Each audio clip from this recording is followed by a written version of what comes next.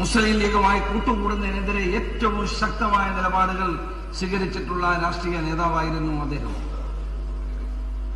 അന്ന് മലബാറിൽ 2 or 3 seat മുസ്ലിം ലീഗിന് കൊടുക്കുന്നത് ഭാവിയിൽ മുസ്ലിം ലീഗ് കൂടുതൽ സീറ്റുകൾ ആവശ്യപ്പെടുന്നതിന് വഴിതെളിക്കും എന്ന് പറഞ്ഞുകൊണ്ട് അതിനെതിരെ ശക്തമായ നിലപാട് സ്വീകരിച്ച CK ഗോവിന്ദൻ നായരെ നമുക്ക് കാണാൻ സാധിക്കും.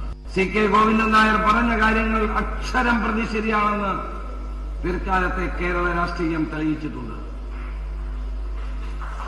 വർഗീയ ശക്തികളുമായും സാമുദായിക സംഘടനകളുമായും കോൺഗ്രസ് പുലർത്തേണ്ട ബന്ധം, ആ ബന്ധത്തിന് ഒരു ലക്ഷ്മണ രേഖ വേണം എന്നുള്ള CK ഗോവിന്ദൻ നായരുടെ പ്രസ്താവനയെ ഒരു KPCC പ്രസിഡന്റ് എന്നുള്ള നിലയിൽ ഞാൻ ഈ കോഴിക്കോട് വെച്ച് പൂർണ്ണമായി അംഗീകരിക്കുന്നു എന്ന് പറയുന്നത്.